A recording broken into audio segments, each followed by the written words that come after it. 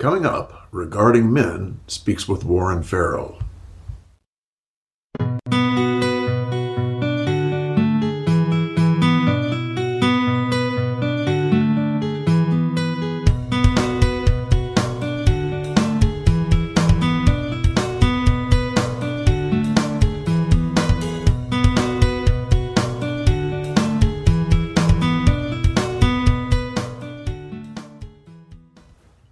Well, welcome to Regarding Men, a place where we hold men in high regard and where red pill loneliness comes to die.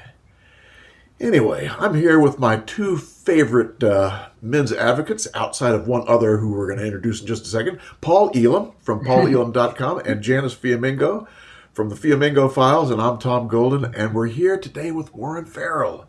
And Warren is a legend as far as I'm concerned. He has done more for our movement than anybody I can think of. And let me tell you, Warren has written some books. In fact, I think he's written more books than I have fingers.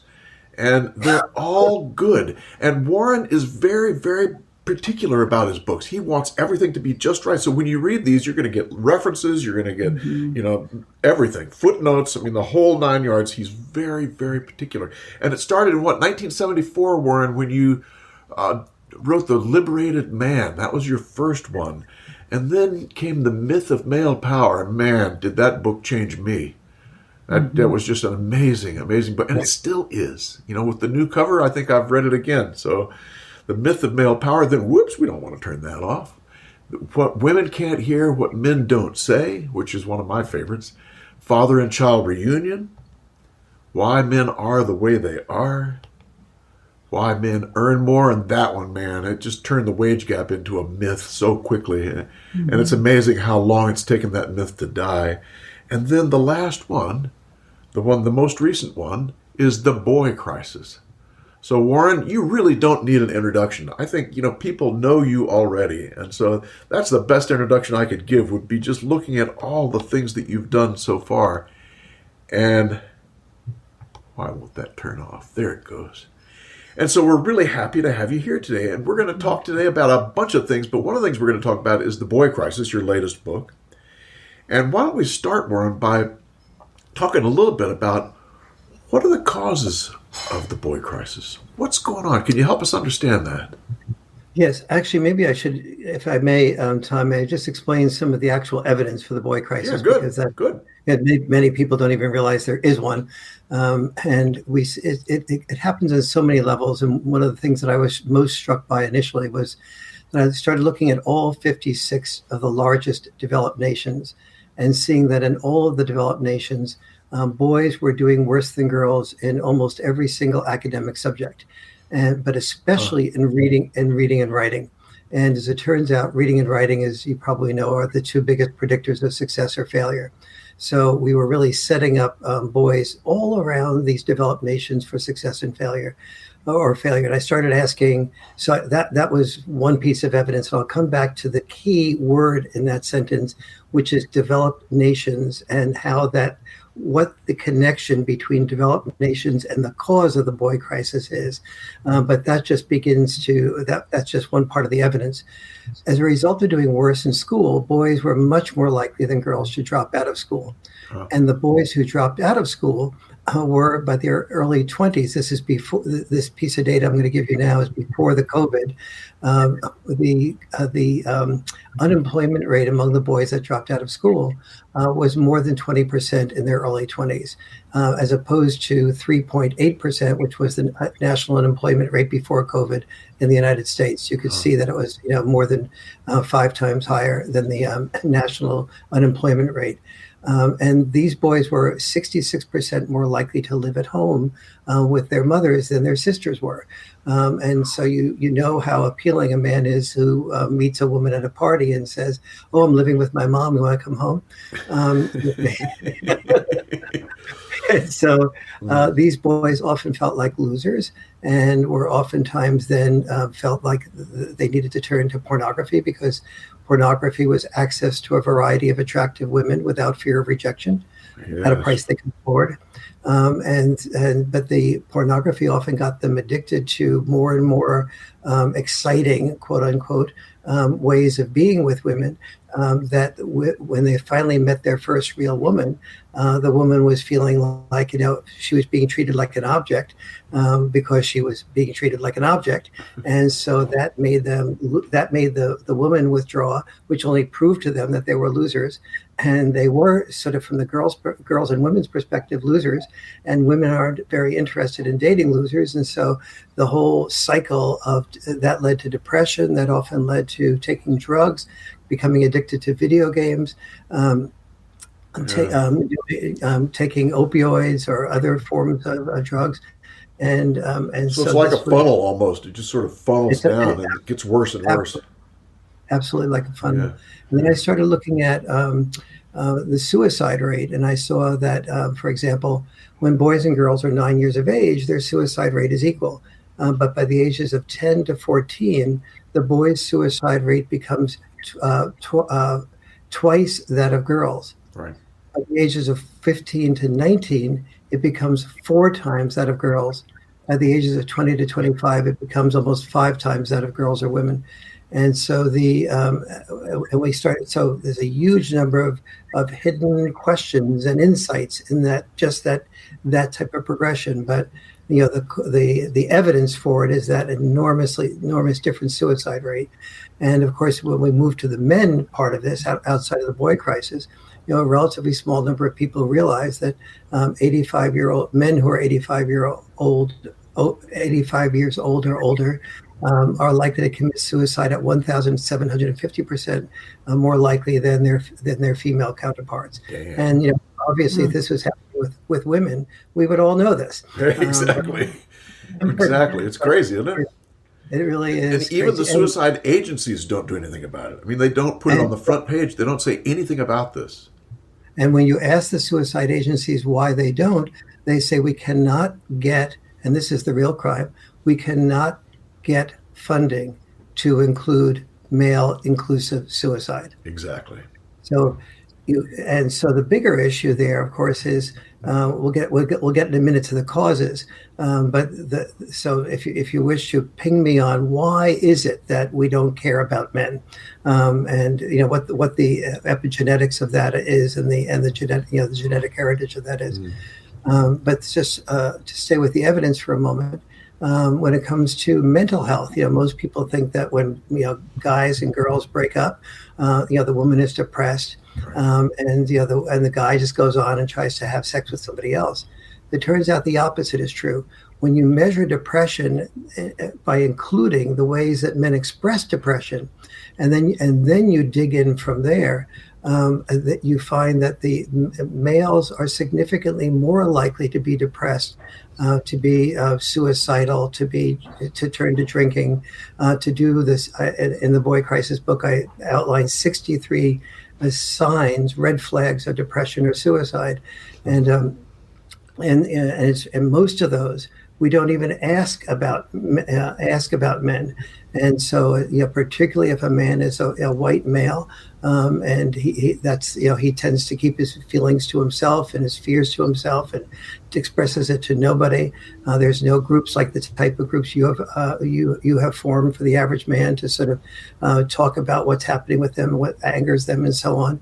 And so they tend to sort of act out in different types of ways. And so I started asking, and this is just the mental health issues and the physical health. I was shocked to see that that men not only we mostly know that men are more likely to become obese than women are when they're in their teenage years. Males are, but we very few know the degree to which that obesity leads to other physical health problems. That by the age of 9.5 years of age, boys particularly that have minimal or no father involvement, and girls that have minimal or no father involvement, have telomeres.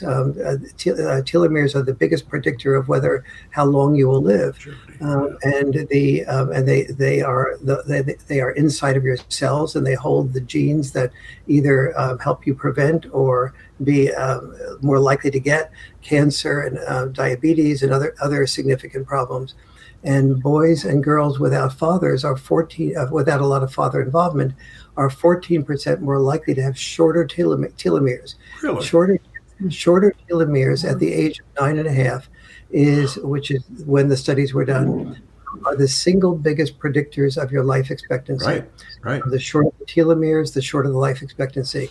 However, boys' telomeres are yet again 40% shorter than the girls when they have dad deprivation. So this just begins to, show you how embedded this. This is not just stuff that people are making up. These are scientists having, just parsing the data and throwing it out there. And I read the studies and see, wow, this is fascinating. But no one else was pointing out this male-female difference, and nobody else was pointing out the connection to father involvement, except that it happened to be in the studies. And so these are we see that in studies of around in England that the IQs of males have dropped by 15%. We see that the sperm counts of males in other studies have dropped 50%. When the sperm counts of males drop 50%, that has an impact on fertility, which has an impact on the health of your child. And this is not just boy children, but girl children. When we don't care about boys, we don't really care about girls in the final analysis either. I have, 2 daughters, and I don't think, neither one of them was interested in marrying a guy who had no motivation, who wanted to drop out of high school, and who had no postponed gratification. Right. So this is a little bit of just the overt evidence of this, and this is just the tip of the iceberg that I've mentioned here. Warren, when you look at all these maladies, and there are many, I mean, you just rattled off a bunch of them. I wonder, have you done any kind of comparison as to, say, examine the state of boys and men 50 to 75 years ago versus what's going on with them today? I mean, obviously their testosterone dropping and their sperm counts dropping is a product of recent times more than anything else. I wonder if you attribute that to endocrine disruptors or what's going on with that. But essentially, how have things changed in the last 50 years that have exacerbated all of these problems for boys and men? No, they've changed significantly. One of the, in addition to the ones that I mentioned, like the obesity rates, the sperm counts dropping, and so on. There are many other ways that boys and men are hurting. For example, the life expectancy, historically speaking, every generation has had an increase in IQ. This has now reversed for males. Wow. Secondly, in addition to the increase in IQ, in every generation, actually every year, males and females have had an increased life expectancy prediction. Right. And excuse the expectancy and prediction, 6 of one, half a dozen of the other. But this is the first time that any gender's life expectancy has gone down. It has gone down for males for 3 years in a row.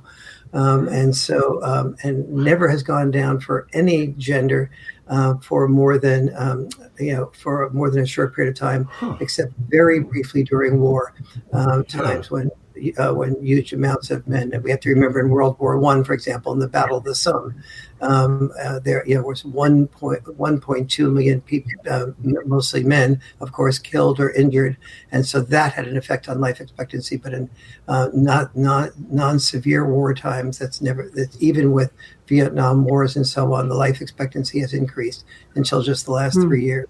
So what do you think's behind that, Warren? The life expectancy? Yes, I started measuring when I submitted the boy crisis to my publisher for the acceptance of the overall proposal. I had 10 causes outlined of the boy crisis, and then I started doing my deeper dive into each of the causes, and I started seeing that the hub cause was lack of father involvement. And when I say the hub cause, what I mean is, like, so for example, if a male grew up in a female-only home, and he went to a female teacher-only school, he was very deeply impacted. However, if he went from a female and a male equally involved with him home, and then went to a school that had only female teachers, there was a difference, but the difference was very minimal. So I began seeing that the male teachers in the school were important, but they were especially important to the dad-deprived boys, so that dad-deprived boys didn't go from dad-deprived at home to male role model deprived at school, and then we wonder why they look up to a gang leader or a drug dealer for some respect, for some money, gaining opportunity, for some sense of family. And so I started seeing that, okay, Warren, you cannot put male teachers in schools at the same level as the dad deprivation. And then I started looking at all the other 9 causes, and the same type of thing, happened with the dad deprivation. So then I went back to the developed countries thing that I mentioned was so crucial before. And I realized that in the developed nations where there was the boy crisis existing, the common denominator of the developed nations is that the nations felt successful enough to begin to give permission in their laws and then their social ostracism or social approval for permission for divorce.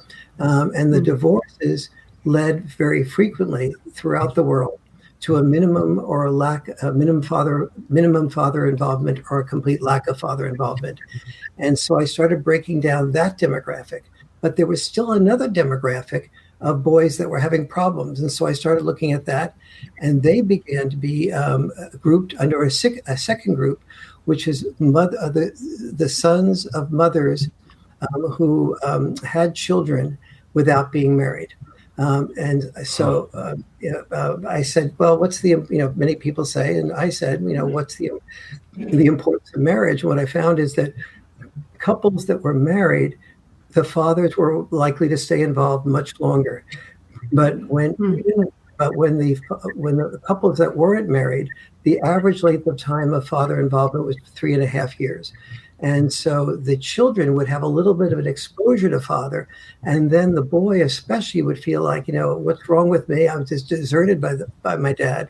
Yeah. And both the boys and girls didn't get all of the uniquenesses of dad-style parenting that children get more from their dad. I'll be happy to talk a little bit later about this differences between dad-style parenting and mom-style parenting that I found to be so crucial in raising boys versus girls, yes. Boys and girls, the importance of both parents being about equally involved. And so that I started looking at these 2 groups, the children of parents who weren't married. Now we have to understand that in the United States, among young women 30 and under 30, that 53% of women under 30 who have children in the United States are not married. And you can take a liberal or a conservative perspective on marriage, but if you take I care about the children perspective on marriage, then we have to realize that the children suffer because of that dynamic that I mentioned when there isn't father involvement. Right. Overall, the percentage of children being born to single mothers that aren't married is 42% in the United States.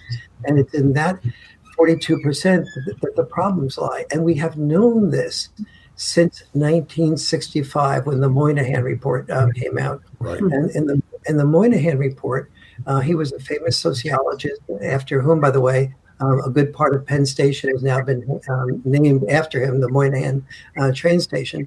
And his report, everybody was afraid when he started to do his report that he was going to look at inner city crime and it was going to be a racist report that said that blacks cause inner city crime. But being a good sociologist, he looked at a large number of variables also. And he found it wasn't blacks per se that committed the crimes.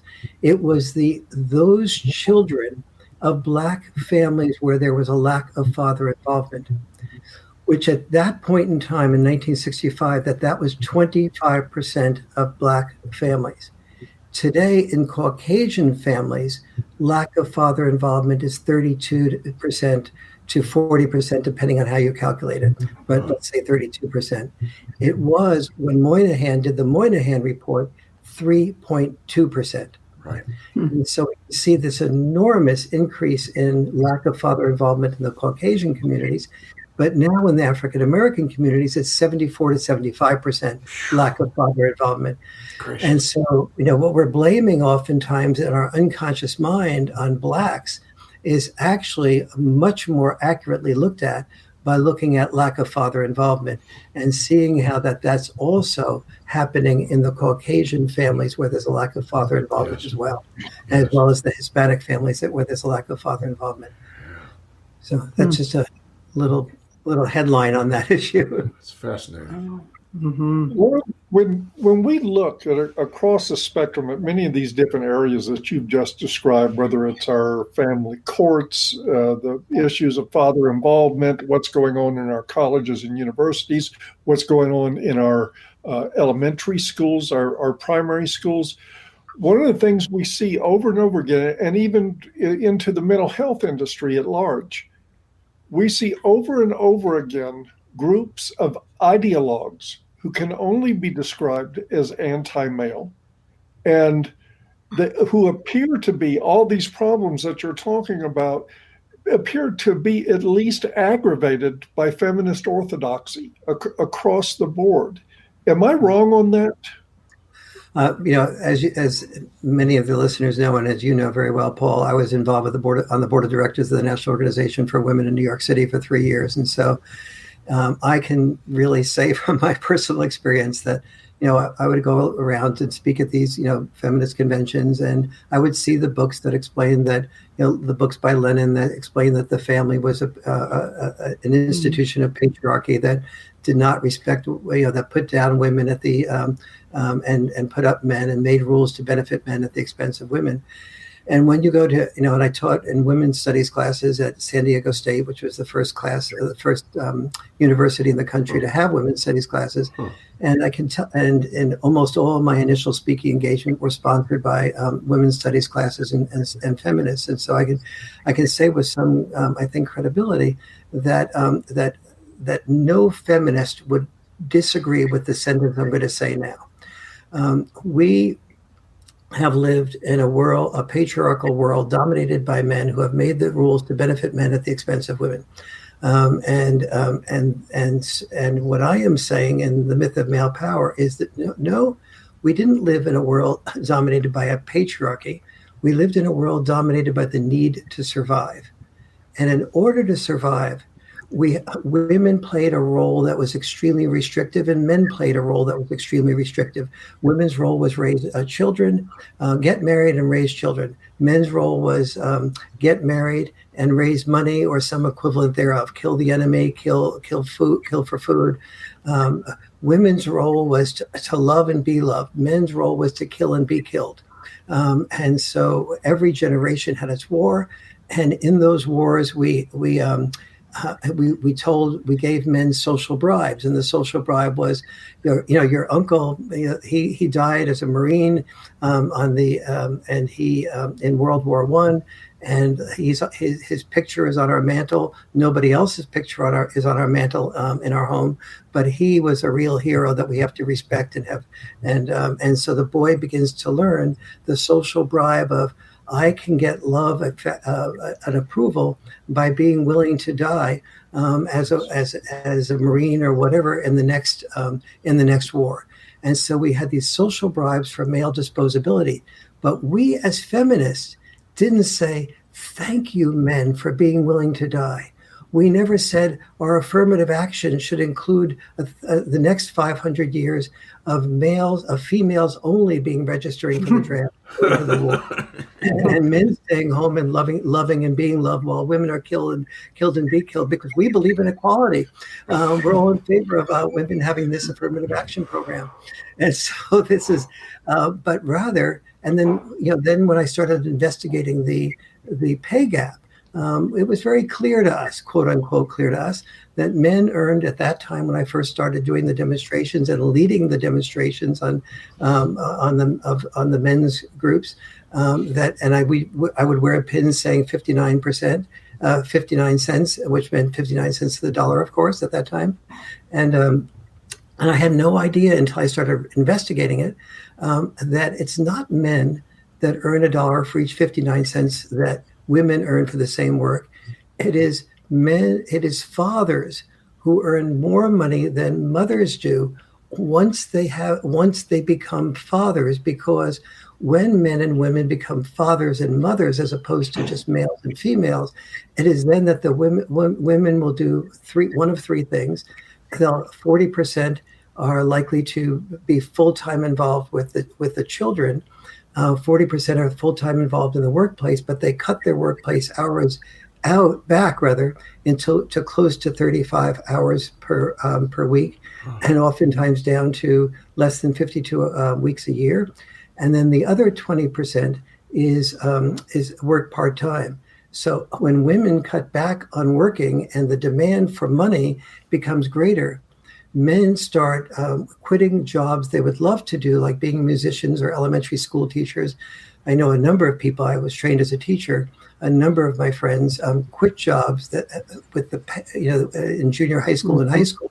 They loved teaching. That was their passion. That's what they were trained to do. That's what their heart was in.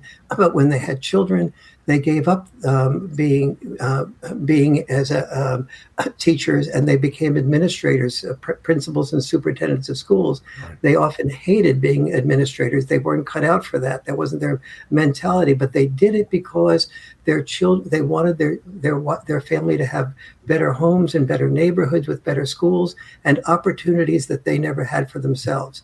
But what did we as feminists do? We called those men privileged, as opposed to saying, thank you, men, for being willing to earn more money. Thank you for understanding that the road to high pay is a toll road, and you were willing to pay those tolls to raise your children and give your children opportunities that you never had. And this is what we feminists completely missed.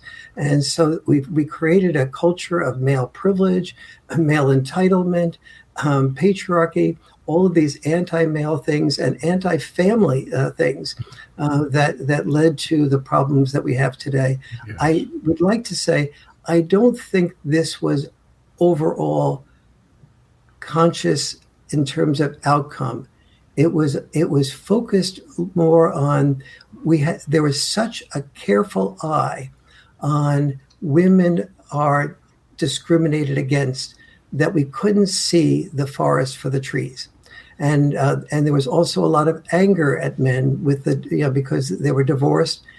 There was divorces and so on. And the anger at men, the anger at fathers, the anger at led to a number of blind areas that I don't think were conspiratorially malintentioned, but they ended up being the word conspire means thinking together, breathing together, basically.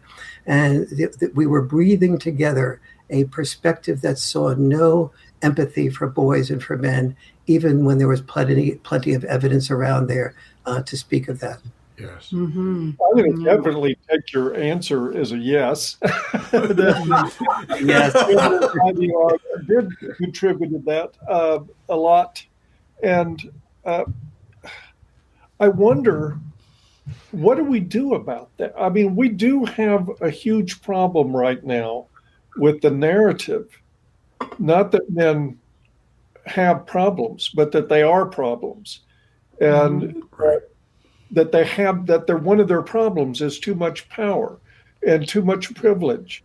And we live in a world, I remember that one of the first things I ever heard on one of Tom Golden's videos was that the reality of men's lived experience is pain and loss. That is what is really going on in the world of men. Yet we're in this dominating narrative that men are powerful, men are historical oppressors, that they live with all this privilege, that they don't have real problems that we need to pay attention to. And it's like you pointed out, this is also devastating to women in the long run, but it's so short-sighted in how we address problems between the two sexes. But ultimately, this is harming everyone, and it doesn't seem to be slowing down at all. If anything, it's gaining momentum and even more devastating power.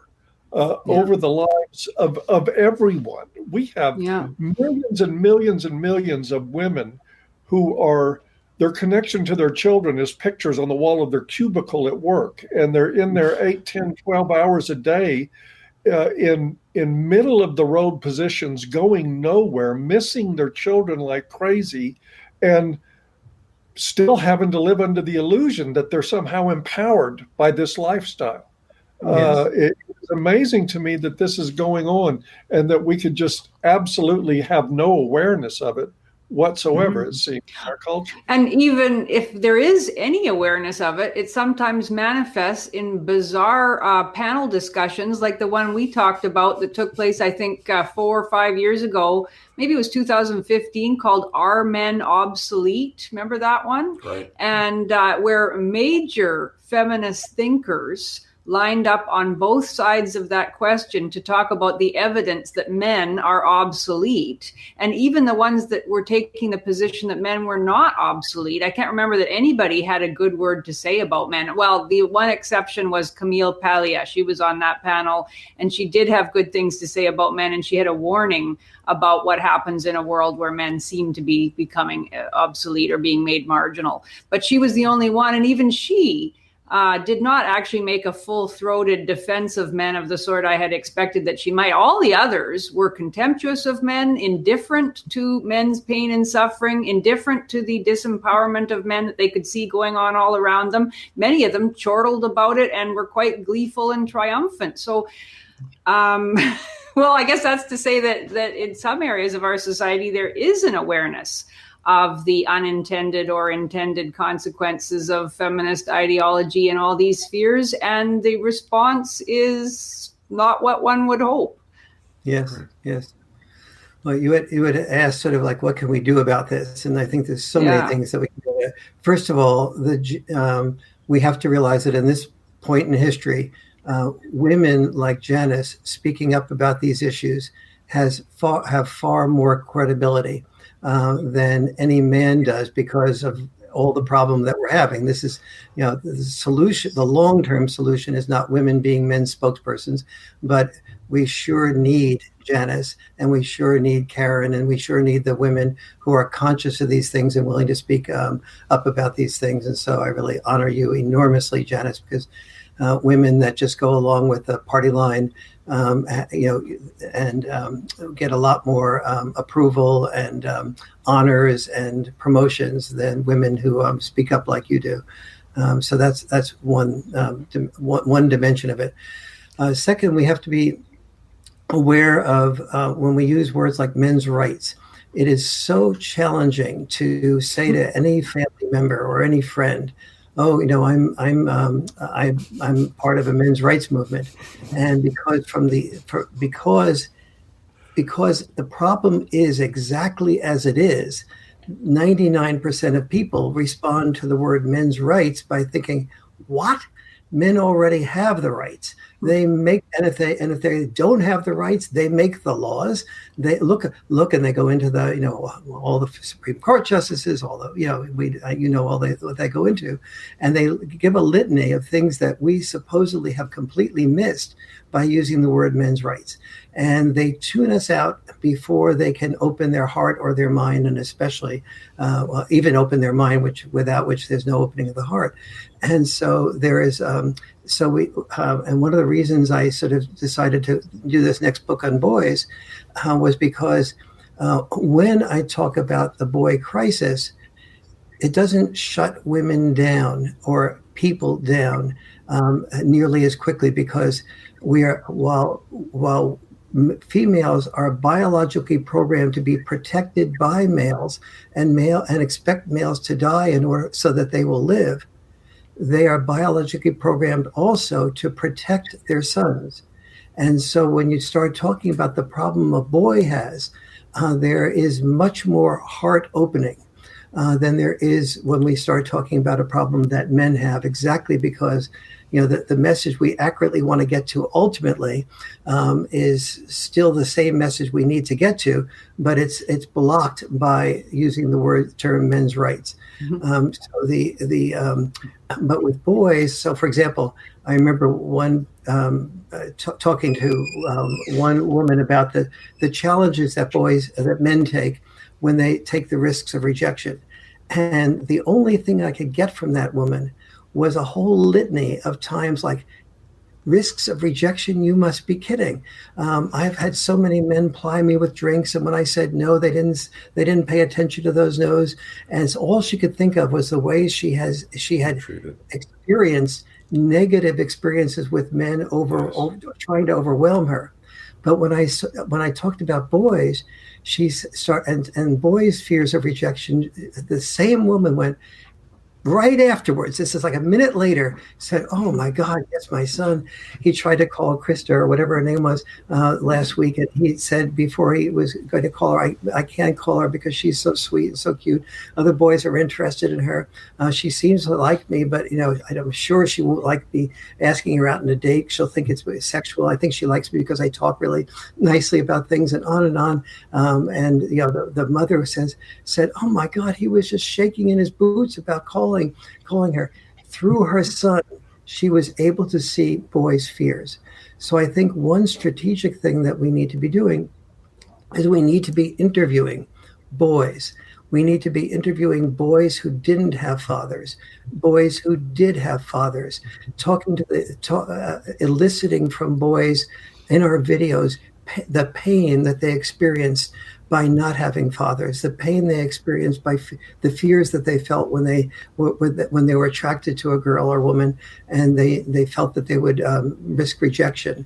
The fact that and we hear feminists say things like, "What is there about no that you don't understand?"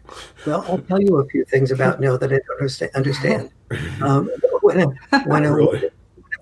When a woman says no, does she mean no forever? Does she mean no till the next date if she says yes to the next date? Does she mean no until I offer her a drink so she can relax more, offer her some coffee so she can wake up, offer her talk more about her so she feels important, talk more about me so she doesn't feel I'm just hiding myself, talk more about my vulnerabilities, talk more about my accomplishments, turn on some music that's a slow dance music, turn on some music that's fast dance music. Did the last music I turned on, was that too rappy? Was that too this or that? Those are the things that no, that just a few examples of the things about no that have to become part of our fuller, nuanced discussions in schools, including really respecting our daughters by asking our daughters to share the risks of rejection. And at the very least, when they do say no, to say what the parameters are.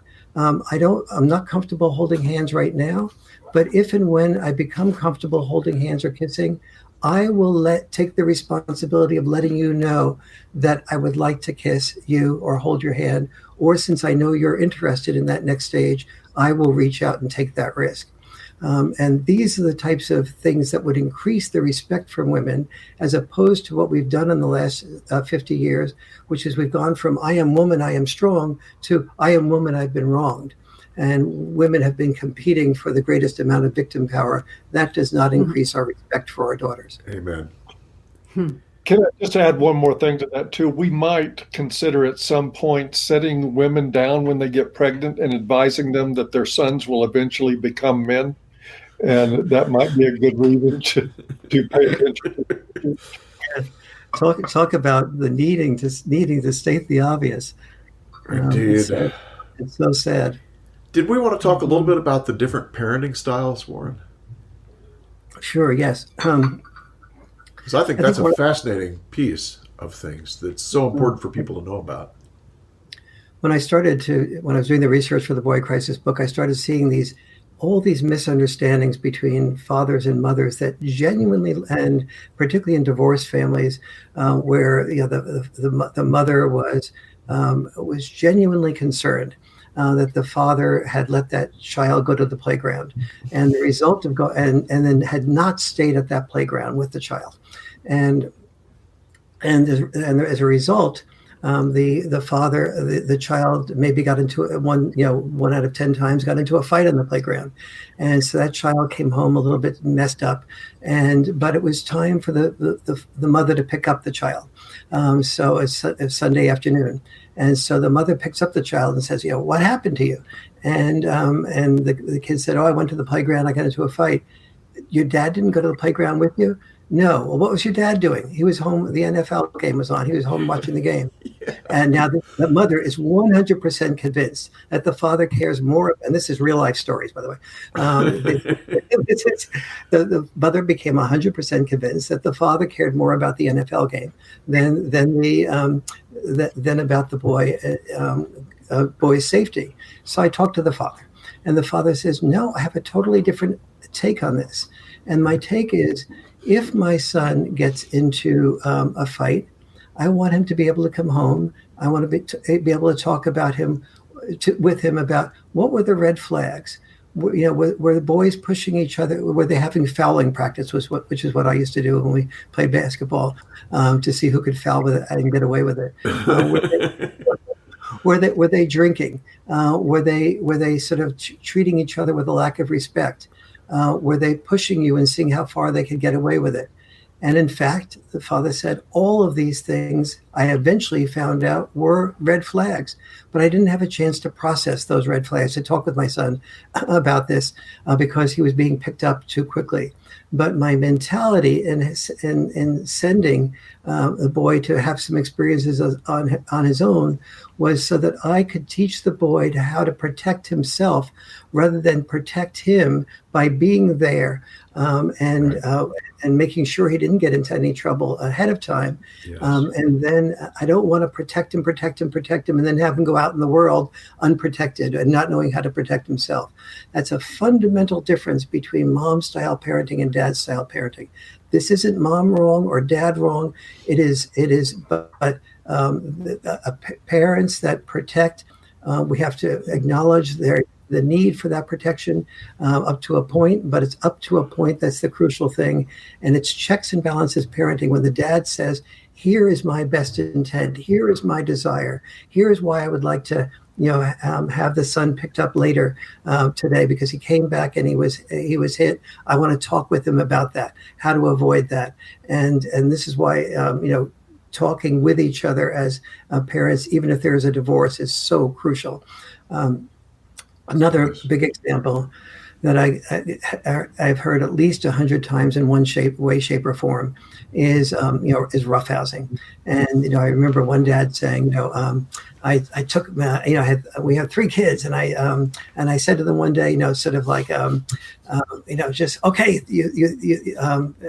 everybody I threw them all on the couch, and I said, okay, your job is to jump off the couch and jump onto my back and to pin me down before I pin the 3 of you together down. And are just fiercely filled with excitement. And mom's looking over and going, oh my God, this is somebody's going to end up hurt. Somebody's going to end up crying. But I don't want to be controlling. I don't want to take, the kids seem like they're having fun, but I just know in the heart of hearts that sooner or later, somebody's going to end up crying or getting hurt. Well, the mother's only about 99.99% likely to be right. Sooner or later, somebody gets hurt, and she thinks, all right, finally, now she's feeling guilty that she didn't interfere. The other part of her is feeling, all right, at least, Dad will learn. But does Dad learn? No. He goes back and says, Jimmy, you shouldn't have stuck your elbow in your sister's eye. And if you do that again, I'm going to stop the roughhousing. Okay, Daddy. Okay, Dad. No problem. We won't do that again. So then the children and mom's going, wait a minute. You didn't learn your lesson. You're letting the kids go back and roughhouse. You think the same thing's not going to happen. And sure enough, some version of the same thing that happens. The boy Jimmy doesn't stick his elbow in his sister's eye, but he pushes her too hard. And now Dad says the next time, that was much too hard to push. That was too hard to push. That was being aggressive. It wasn't being assertive. If you do that again, that's the end of the process for tonight. We'll pick it up tomorrow night. Mom goes, okay, end of the process tonight. But what? You're going to pick up the same roughhousing tonight? Don't you see they can't absorb that when they're excited? But the next night is when the payoff happens. The next night, dad says the same thing. You can't roughhouse this way. You can't do this. And the children are beginning to learn the difference between being assertive and aggressive, which they would have learned that difference intellectually. But now they know they're going to lose what they want to have, the roughhousing, if they don't pay attention to what dad says, what bullying is and what assertiveness versus aggressiveness is. And so now when they hear that they know from last night's experience they're going to lose the roughhousing if they do that. Right. And so they really start working on training themselves to have postponed gratification. Yes. Postponed gratification, that is to postpone the pleasure of pushing their sister or brother out of the way in exchange for the deeper, longer-term pleasure of continuing the roughhousing. Yes. Postponed gratification happens to be the single biggest predictor of success or failure. Huh. A child being able to, they're doing homework and they get distracted by an invitation to do a video game, and they say, nope, I have to focus on the homework first and do it. And so the children that learn that postponed gratification through not boundary setting, but boundary enforcement, a huge difference. People mix those two terms all the time, but the boundary setting and the boundary enforcement are another difference between mom and dad. Yes. Moms and dads pretty much set boundaries the same way. Right. Moms even set more boundaries than dads do. They both say, for example, you can't have your ice cream until you finish your peas. The children test the boundaries pretty much the same way. They try to have as few peas as possible before they can get their ice cream. The difference is in the enforcement of boundaries. The children, when the children say to mom, I've had a tough day at school. I was bullied. I didn't get a good grade. The teacher picked on me. Whatever. Mom will say, I'm not going to make a big deal out of a few peas. The child is suffering, and when the father says, no, he has to finish the deal of finishing the peas before the ice cream, the mother thinks, you're being so insensitive. You don't get our son or our daughter. But what happens when the child can manipulate a better deal through toying with the mother's empathy is that the child learns how to manipulate, how to be coercive. And so the data with mother parenting is that mothers feel far more coerced by children, far more disobedience, far more some version of the child giving the mother the finger. And whereas the dad is much more likely to say, sorry, you had a bad day at school, but the deal here is that you finish your peas, you get your ice cream. You don't finish your peas, you don't get your ice cream. Oh, Daddy, you are so mean. Mom doesn't do that. Well, we can continue whining and complaining. Then there'll be no more ice cream tomorrow night either. Yep. Uh-oh. Yep. Now I feel I have a choice to make, which is if I don't focus on finishing the peas, I'm never going to get that ice cream. And so what we see with studies of children raised predominantly by dads versus children raised predominantly by moms, that children raised predominantly by dads, only 15% of them have ADHD. This is an average of the boys and the girls. Huh. And whereas children raised predominantly by moms, 30% have ADHD. What? And if you look at that peas versus ice cream example, is that the children raised by the dads had to learn to focus their attention on doing what they needed to do, as opposed to their attention could go elsewhere to figuring out how I can manipulate a better deal. And they didn't have to focus on getting done what they needed to get done in order to get that ice cream or that postponed gratification. Fascinating. Warren, on top of that, especially with the example of the roughhousing you were giving, that also goes a long way toward teaching empathy in children.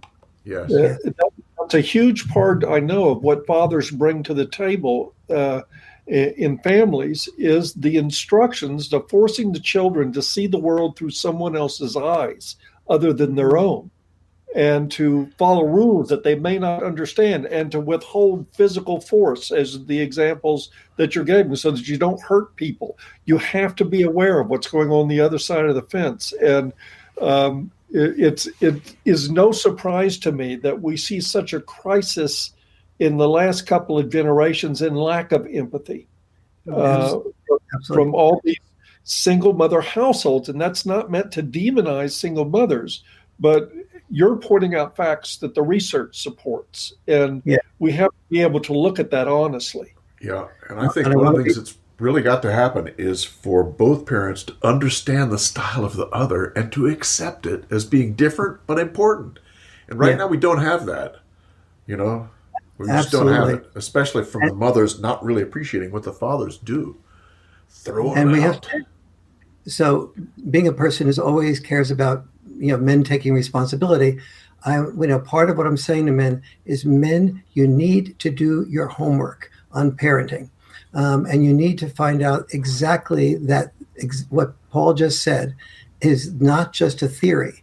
Boys who do roughhousing with their fathers are likely to become more empathetic. I have never heard a father tell me, Warren, I explained to my wife that I want to do roughhousing to help the children become more empathetic. They have no idea. They have no concept. We have to do our homework, learn that there is hard data behind that. That's part of that hard data, like roughhousing, creating empathy, is extremely counterintuitive. We have to understand that women can't hear what men don't say, and men can't say it until they read it. And one of the reasons I put information like this in the Boy Crisis book is because I started examining all the parenting magazines. I can't blame men either. None of this stuff of the differences between dad style and mom style parenting was in parenting magazines. There was never an empathetic argument as to the science of the value of dad parenting. There was you can't find something in a parenting magazine or a book on these issues that is usually marketed to women that says, here are all the things that dad will do that will aggravate you, and here's their value. And it doesn't mean that dad should prevail. It means that there needs to be a positive tension, a checks and balances. Just like, when Republicans or Democrats are in power for too long, their power corrupts and absolute power corrupts absolutely. Between mothers and fathers, the checks and balances are also very, very valuable too. The mother saying, the father saying, the child saying to the father, for example, can I climb the tree? And dad saying, yeah, but be careful. It's a tough tree. And mom, and then the child climbs the tree, and mom says, what are you doing letting that child climb the tree? He's too young, or she's too young. They could fall out of the tree. They can get a concussion. They can kill themselves. You're just completely irresponsible. And mom and dad having what some people call an argument, but I'd like to have people call an active discussion, intention about climbing that tree. And with the possible outcomes such as, yes, the child can climb the tree, but only up to here, says mom, and not on these branches, says mom. And dad, you have to be out and underneath that tree in case the child falls. And by the way, give me your cell phone. And the dad said, and dad explaining to mom, when children climb trees and take risks like that, their IQ increases, their ability to assess risks increases. This is all hard data from taking risks. And so the combination of mom saying, all right, I get that all these positive things will happen for my child climbing the tree, but I don't want the most negative thing to happen. And I'm programmed biologically to watch out for the most negative thing. And I know you're programmed to take risks. The way you got me is to marry you is the risks that you took, the things that you did that led me to feel that you're a great protector. And so the things that and one of the ways you found me is because you protected me, and you saw that my vulnerabilities appeal to you. So let's work this through and recognize that we're both needed here. Yes. Mm-hmm. And it's amazing to me, Warren, that the research is out there. It's just not being printed. The thing that blows my mind is the oxytocin stuff, where they found that fathers and mothers both get this burst of oxytocin. But what it does for the mother is it makes her want to, oh, sweetie, sweetie, cutie, cutie, motherese, they call it, to speak motherese. But for the father, the same hormone given to the father makes him want to do something active with the child. Yes. Same Yes, hormone, but it's different for both parents. We got to really honor those differences, Mm-hmm. totally. And I think up the lines of what you're saying, Tom, is, one of the things I was really surprised to discover is that males have a whole nest of dormant synapses that when a child is born, those synapses begin to connect. Really? And that becomes the equivalent of a male parenting instinct. Huh. However, the synapses connect a little bit differently by what the dad perceives as his or her role. If he, in all cases, the synapses of a newborn child begin to connect to have a dad parenting instinct that is not the same as, but similar to the mom's parenting instinct in the type of way that you just mentioned about the oxytocin. Yes. But if the dad perceives that his primary job is to go out and earn more money and experience what I call the father's catch-22, that his way of loving the family is to be away from the love of the family. Right. And I now have to go from being a local sales representative to a national sales rep, which means I'm going to be away at most weekends and oftentimes at nights. That produces more of the other male testosterone in order to be a protective parent. So there's a combination of love but normal old male role. But if the father perceives his role as primarily a role of paying attention to the child and loving the child, then a lot of the synapses develop in such a way as to bring out a lot of the caring, loving types of hormones and instincts. And that's fascinating. And no one's talking about this. And I know. But I do find that when I explain this to moms go, "Wow, I just really felt that dad cared more about the NFL game playoffs than about the son." And I just accepted that as being the truth. And when we got divorced, I just knew that child needed to be with me. And so but I think that one of the things that all can do is to do, as I said before, start interviewing boys and who have the pain when they haven't been with their fathers. Interview boys who have grown up with fathers where the mother and father did divorce, but both were involved in what they saw. And most importantly, and as both of you all know, I've been spending the last 30 years more than almost anything else doing couples communication courses around the country. Right. And if people, and I see that the Achilles heel of all human beings is our inability to handle personal criticism without becoming defensive. Yes. And so when we can't handle that personal criticism, our partner becomes afraid to say things to us that are their truths. And before they know it, they're beginning to sort of harbor it, or it's building up as a volcano, and it leads to the destructive behavior. Yep. And then that ultimately leads to divorces, and that ultimately leads to the boy crisis, because the boys are much less likely to have their father involvement. And so if we want to do three huge things for the future of us, it's, let's get boys talking. Let's get women like Janice talking about these issues. Let's focus on boys. Let's hear their pain, and let's also hear the gifts that fathers brought them. So that, because we found that, for example, when we, a generation ago, we were completely opposed to gay rights, but it was the people talking about their brother and sister or cousin who was gay and talking about their stories that allowed people to sort of feel empathy. And so we need to tell stories in addition, and have those stories in real life form be part of our interview process. And Warren, our hat is off to you collectively, for your getting the word out about all this, because that Boy Crisis book is just a piece of work. And I highly recommend that you guys have a look at it. It's well worth it. Many of the things we've talked about today will be in there, plus a whole lot more. And for the guys and I get regular emails about this. This comes up in our groups. People ask questions when they say, what's the best way for me to present counter information to all these sick narrative points that are out there dominating in the world? Read that book. Yep. Warren's a master of that. it will give you the talking points you need. And I mean, I may see some things. I think we do need to talk in terms of men's rights, but certainly not to the exclusion of what Warren was talking about with reaching mothers.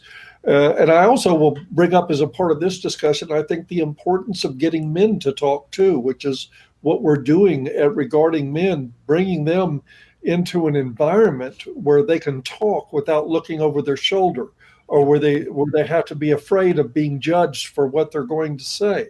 Exactly. And our experience with that, I know that Tom and Janice have seen the same thing. It is so amazing that we call these men, and we typically expect guys who have, just been introduced to Warren's material, or mine, or Tom's, or Janice's, that there's anger in there, because these guys are coming into this stuff often coming out of family courts that have stuck knives in their backs, or maybe they haven't seen their children in 3 years, or they've been falsely accused of something inappropriate with their children. We see this all the time in our groups. But what's amazing is that the moment these guys get in there and figure out that they're being listened to, that there's somebody on the other end of that conversation that wants to hear their story and wants to hear what happened to them and wants to empathize with their story, the anger is not there anymore.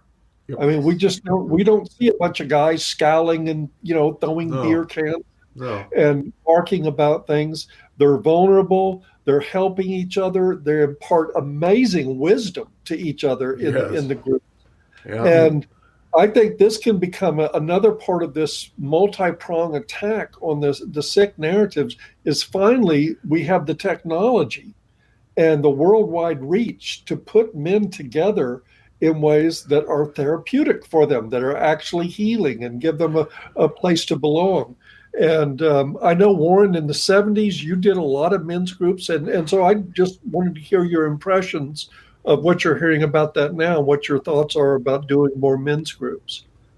Yes, and yes. I still start men's groups. The men's group I started when I moved out here to Mill Valley, with John Gray and a number of other men.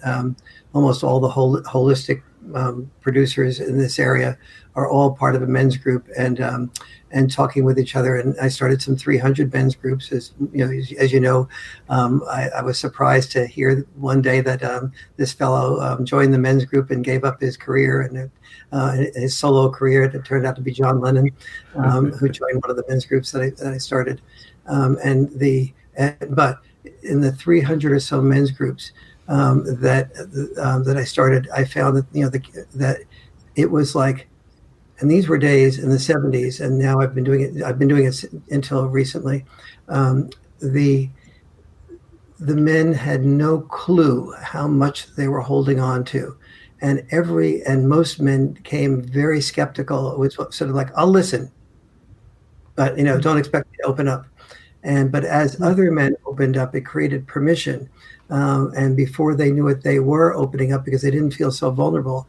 And other men, and as long as two things coexisted with these men's groups, that is that they didn't somebody wasn't dominating the conversation, and that someone didn't violate confidentiality.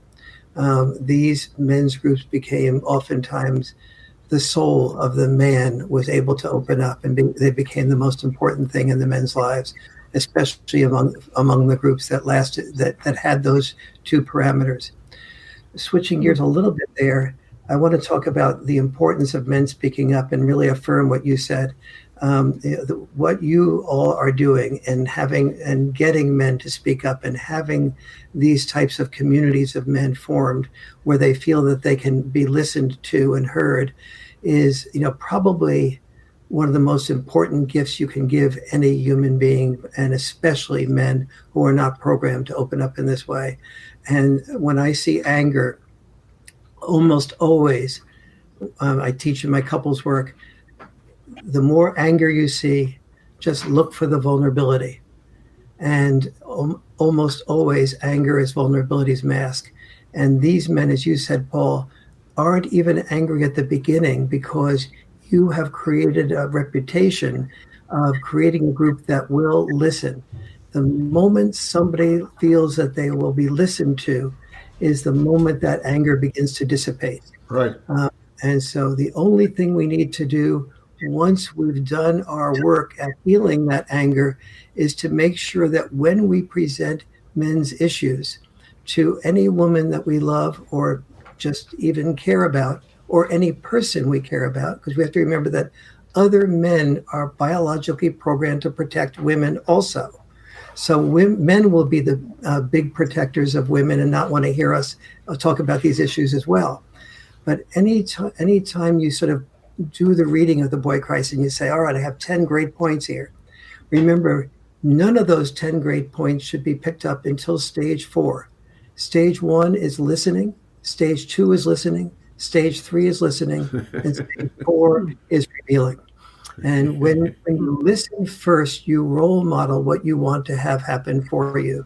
And then you have a chance of making progress. Remembering, you presenting boys and men's issues is violating, is making an evolutionary shift from men dying so women would live to men hearing the people who would be willing to, she would want to have be, that are chosen by her for our disposability, not for our vulnerability. You are making an evolutionary shift in what you are asking a woman to do or what you're asking another man to tolerate from you when you begin to talk about your own issues. Women do not fall in love with, they fall in love with protector men. They fall in love with alpha men. They don't fall in love with men who are complaining. They don't fall in love with whining men. And so we are, this is why the men's movement is so much of an uphill battle. We are literally swimming upstream, and we have to have a tolerance for the fact that we are creating an evolutionary shift that will take generations to begin to make really good progress with. Indeed. I've often had that frustration, Warren, and just the reality that when you look at what's happening in places like the APA Division 51, what's going on in mental health industry, their messaging literally seems to be, you need to emulate what women will reject in order for ideologues to accept you. Right. And it's sort of like mold you, put yourself in my image. And it's really crazy because you're right. Women, we can want a perfect world. We can want all these great, wonderful, lofty, high ideals for human beings. In the end, women are not attracted to weak men. They are not attracted to non-powerful men. And to ignore this in the way you want to model masculinity, you want to create a model of masculinity that is totally against sexual selection in the human species. That's what we're looking at doing here. And it just strikes me as fundamentally crazy. Now, I agree. We need to step up a big deal and recognize men's sacrifices and thank them for those sacrifices, as you pointed out. But to ask men to embrace a feminine lifestyle, a feminine mode of feeling, a feminine everything, and then expect that they will succeed and have happy love lives is absolutely horrible, misguided advice for men. And women, we can help women see this by, asking, why is there a movie called Officer and a Gentleman and not Private and a Pacifist? The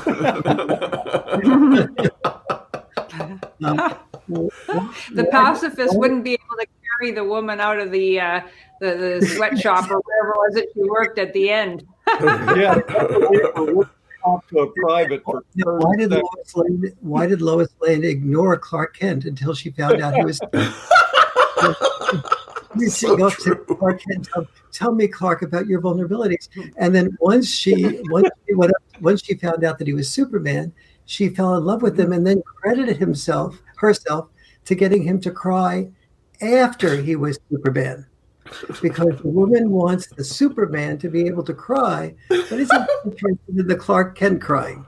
And and so it's a great story. God with the wind. No, she does not want him to cry for himself. He's supposed to cry for a Kodak moment or a puppy or something like that, but not about his own problems. If he cries about his own problems, he's toast. Superman or not. God, it's so true. Yes, So true. Right. And I think, are we about finished? We better stop. We could go on for hours, and I've really enjoyed today. And I just want you to really hear what Paul just said and to affirm it, that we have had histories of men complaining, but not about their own problems. They have protested and formed unions to be able to protect, to get money to protect their family, but to share, to say, I'm afraid of going to war. I might die. We had whole white feather campaigns that gave women, that insulted women, that insulted men in public, like in church, for being cowards, for not being willing to go to war, to die in order to protect. And this is the evolutionary heritage that we most honor when it's done, because we're going to need our male protectors, open up the protector space for women, but also open up the space for men who protect, care, and contribute in ways that are different as well. But this is an evolutionary shift. It's not going to be fast and easy. We, the three of you, are the pioneers in creating this shift, and it's not going to, it's not going to be something we're going to be rewarded for or acknowledged for very often and very easily. I think we can live with it. Indeed, indeed. Good. Well, your work, Warren, has been absolutely fundamental. Your books are just incredibly helpful. Yes. So, I definitely want to honor you for that. Yes, indeed. Thank you, Jim. Thank you. And I hope you can come back and see us again, Warren. We'll have to do this again sometime, because there's so much more we could talk about today. I feel bad stopping, but we do have to stop. But I love. Good deal. I love what we all do together, the synergy that we create. I know people are interested to hear from you too, and maybe we'll invite you to do an Ask Me Anything at Regarding Men sometime. Sure, that would be awesome. Yeah, if you're interested. Yeah, that would be great. The men there would just love that. They would. Yeah. Everyone reveres you, Warren. They hold you up in very high esteem. Thank you. So, yeah. And it might say that they hold Warren in high regard. In high regard, yes. Indeed. Well said, Mr. Elam. And on that note, are we finished? Yeah. I think we are. And how do we stop? By saying that men are. Good. Oh, we find a way each time.